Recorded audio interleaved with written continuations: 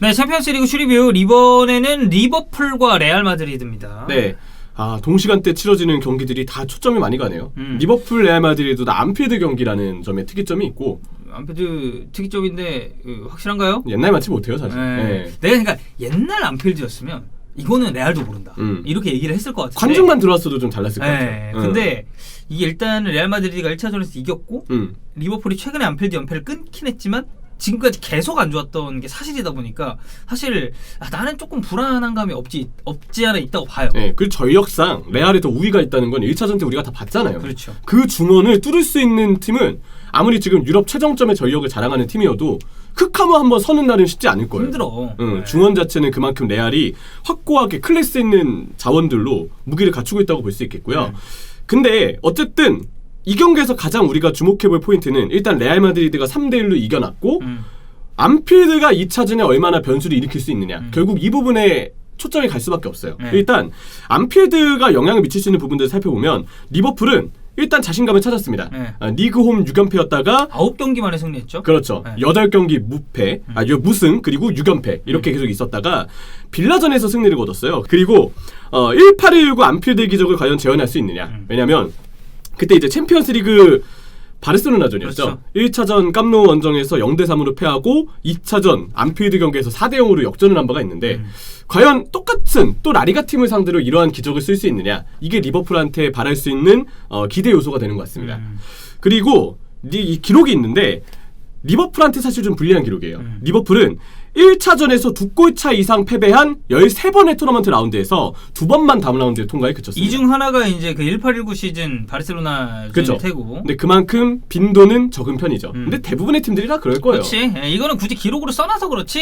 1차전에서 2골차 이상으로 패배했는데 이거 뒤집는 거 쉬운 일 아닙니다. 그렇죠. 그리고 레알 마드리드는 1차전에서 2골차 이상 승리한 16번의 토너먼트 라운드에서 15번이나 다음 라운드에 진출했습니다. 이거는 뭐 거의 그냥 올라간다고 보면 되네. 네, 이 중에서 유일하게 탈락을 했던 게 0304 시즌의 모나코인데 0304 층결은 우리가 모나코와 포르투였죠. UEFA가 조금 좀 아쉬워했다는 후문이 도는 마치 스타리그로 따지면 저저전이 성사된 것 같은 그런 느낌입니다. 그렇죠. 그런 비유로 할 수가 있겠는데 그때 물론 이제 그렇다고 해서 이 팀들을 저희가 뭐 낮게 보고 이런 건 절대 아닙니다. 시장 가치로만 봤을 때 약간 그런 부분이 있었다는 거죠. 그래서 모나코한테 그때 잡힌 거 외에는 다 괜찮았다.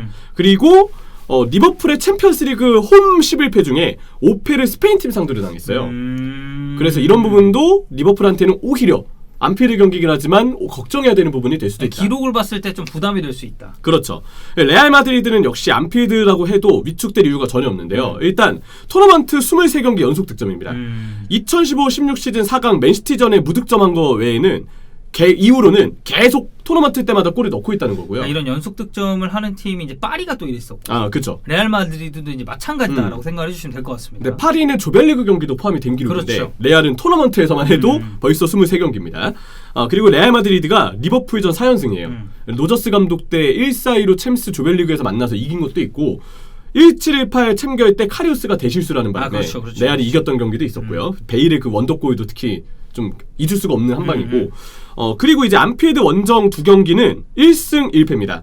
0809 시즌에 리버풀 원정 와서 16강에서 0대4로 패배한 적도 있었고 앞서 얘기했던 로저스 감독이 리버풀에 있을 때 그 로테이션 돌렸었던 그래서 3대0으로 완승을 거둔 적도 있었죠. 그래서 1승 1패고요.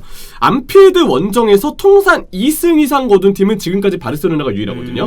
레알 마드리드가 이제 그 바르샤의 뒤를 이어서 안필드에서 통산 2승째를 챙길 수 있는 팀이 될 것이냐 이게 좀 궁금해집니다. 근데 저는 이 얘기를 좀 하고 싶어요. 클럽이 이번에 조금 이제 아쉬운 발언을 하나 했거든요. 전에 1차전 끝나고 이 얘기를 했어요. 알프레도 디스테파노 경기장이 후연장, 연습 경기장 같아서 불편했다.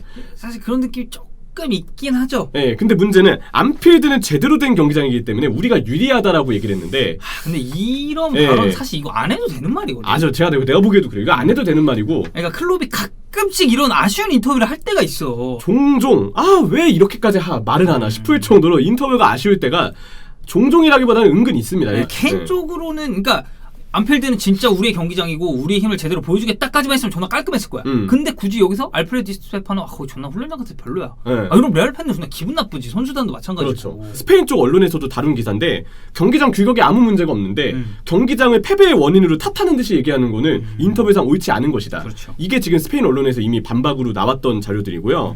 솔직히 알프레도 디스테파노는 그 이름 자체가 레알 마드리드의 엄청난 존나 레전드의 이름을 딴 거죠. 예. 경기장이 물론 정말 평소 다른 경기장들처럼 뭐 한 4, 5만석의 어떤 규모를 자랑하는 그런 산티아고 경기장은 베르나베우 같진 않으니까. 네, 그런 경기장은 아닙니다. 근데 규격상 아무 문제도 없고 지단 감독이 그래서 반박을 했죠. 우리 선수들은 이곳을 자랑스러워한다. 자랑스러워하지. 네. 경기 전에 조금 신경전이 있었다 정도로 이제 생각을 할 수 있을 것 같고 네. 양팀 부상자 결정전은 그냥 항상 우리가 알고 있었던 그 선수들이 결정을 합니다. 그렇죠. 일단 리버풀은 크게 특이점은 없습니다. 근데 문제는 레알 마드리드인데 바란이 여전히 코로나 여파 그렇죠. 확진으로 인해서 나올 수 없고 1차전도 이제 그쵸. 그랬었으니까. 라모스도 종아리 부상. 그리고 엘클라시코 때 바스케스가 그래 루카스 바스케스 무릎 다쳤단 말이야. 태클끼리 맞물리면서 무릎 부상이 됐어요. 근데 바스케스가 지금 해야 되는 역할 되게 많거든요. 그죠? 위로 올라가서도 이 선수는 제목을 할 수 있는 선수고 지금 레알 마드리드가 우측 풀백이 또 없기 때문에 그렇다고 네. 오드리오 솔라를 갑자기 여기 쓸 수 안 없어. 돼. 그거는 위험해요. 네, 그래서 루카스 바스케스가 나왔었던 건데 지금 카르발도 허벅지 부상으로 빠져있단 말이에요. 그렇죠. 일단 바스케스가 계약 기간 문제 때문에 어쩌면 이번 시즌이 끝일 수도 있잖아요. 근데 지금 부상 치료 시간을 생각하면 어쩌면 엘클라시코가 바스케스의 레알 커리어의 마지막 경기일 수도 있다.